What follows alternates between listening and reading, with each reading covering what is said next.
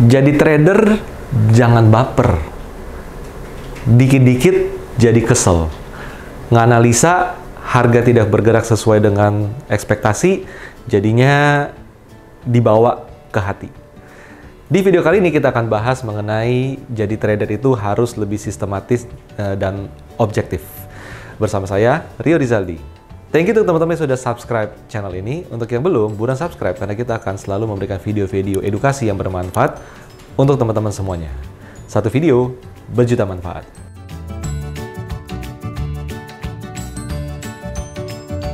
Teman-teman, banyak sekali trader itu yang baperan. Contoh baperan itu apa? Ketika dia mengalami kerugian, dia ingin balas dendam untuk cari untung di saham yang sama. Itu contoh pertama. Lu bikin gua rugi, gua akan cari untung dari lu juga. Itu kadang jadi motif balas dendam itu di sana. Atau kalau enggak, dikit-dikit dia merasa tidak puas di sana. Tidak puas dalam arti apa? Katanya bagus, tapi kenapa jadi begini gitu kan. Nah, itu salah satu kondisi di mana kita secara mental itu tidak siap dalam menghadapi gejolak yang ada di pasar modal.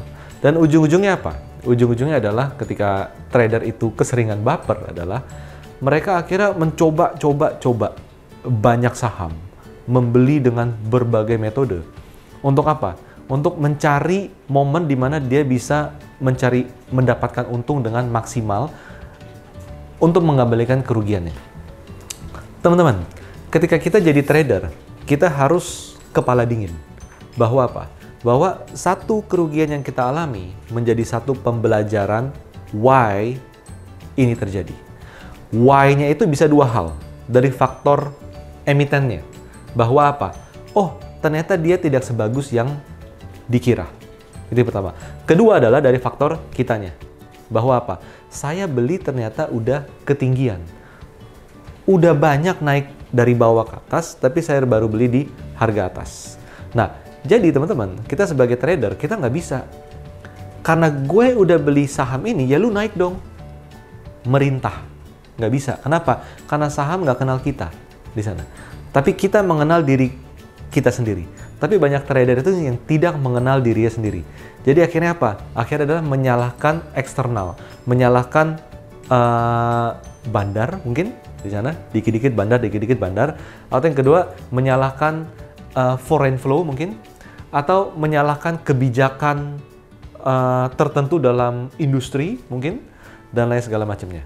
Dan ujung-ujungnya teman-teman, kalau kita keseringan melakukan atau mengalami hal ini, hasil trading kita menjadi tidak optimal.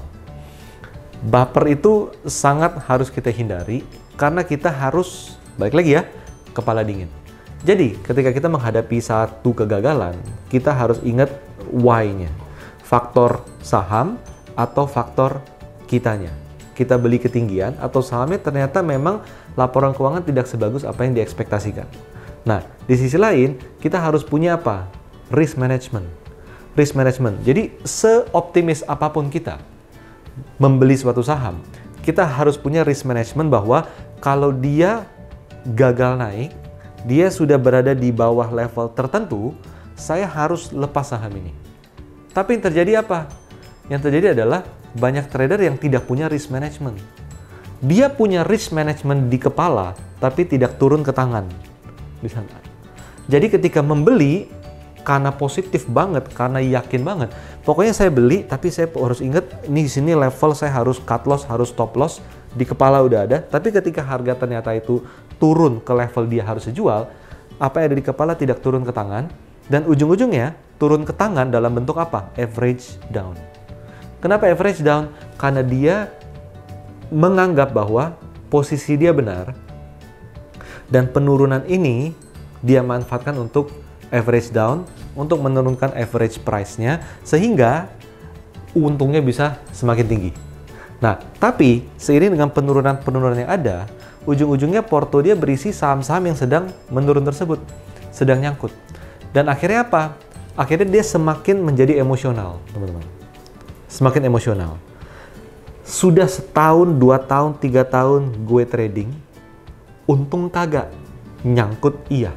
Nah, balik lagi teman-teman. Faktornya why-nya apa? Apakah masalah di sahamnya atau masalahnya di dirinya sendiri? Bisa jadi saham yang harganya turun terus itu karena fundamentalnya tidak menarik-menarik amat. Itu yang pertama. Kenapa masih disimpan? Yang kedua adalah apa? Yang kedua adalah diri sendiri. Udah tahu dia tidak menarik-menarik amat, kenapa average down? Dan kadang trader itu menutup mata terhadap fakta, tapi dia hanya fokus pada posisi. Bahwa apa? Ini bagus kok, ini terbesar kok, ini labanya naik kok, ini harga komoditasnya naik kok, pasti bagus lah. Akhirnya dia membeli terus di bawah. Nah, teman-teman, kalau kita trading pakai perasaan, bawa perasaan, biasanya kita akan berakhir nyangkut. Tapi kalau kita trading dengan kepala dingin, dengan data, saham yang bagus itu begini, karakter pergerakan harganya, saham jelek itu begitu, karakter pergerakan harganya, maka kita bisa lebih optimal dalam mengelola portfolio. Saham yang jelek sudah dibuang, saham yang bagus terus disimpan. Mungkin teman-teman merasa video ini terlalu menyinggung beberapa jenis trader dan merasa bahwa lu salah, gua bener, tapi pada dasarnya nggak seperti itu. Bahwa apa? Kita dalam melakukan analisa, dalam hal ini analisa saham ataupun analisa teknikal, tetap kita harus punya pagar bahwa probabilitas terjadi sesuai dengan analisa itu maksimum tidak mungkin 100% di sana. Kita pasang level 70%. Ketika kita sudah menganalisa dengan baik, maka kita expect 70% peluangnya benar, sehingga dia bisa bergerak sesuai dengan ekspektasi kita. Sisanya apa? Sisa 30% tidak berjalan sesuai dengan ekspektasi kita. Nah, kenapa 30%? Nggak bisa dikecilin, nggak bisa. Kenapa? Karena kita berhadapan dengan market. Ketika kita berhadapan dengan market, semuanya itu pasti ada faktor-faktor X, teman-teman. Seperti teman-teman lihat aja di jalan raya di Indonesia. Ada faktor X yang terjadi nggak? Banyak banget. Stock market juga sama. Tapi pada akhirnya adalah apa, teman-teman? Pada akhirnya di sini adalah ketika kita bisa menganalisa saham dengan rasional, kepala dingin, tidak baper, tidak bawa perasaan, maka kita biasanya bisa menemukan potensi-potensi yang ada lebih baik daripada yang sebelumnya. Teman-teman, saham apa yang pernah membuat Anda baper, kesel, dan sakit hati? Kenapa itu terjadi? Yuk, tulis di kolom komen. Semoga bermanfaat.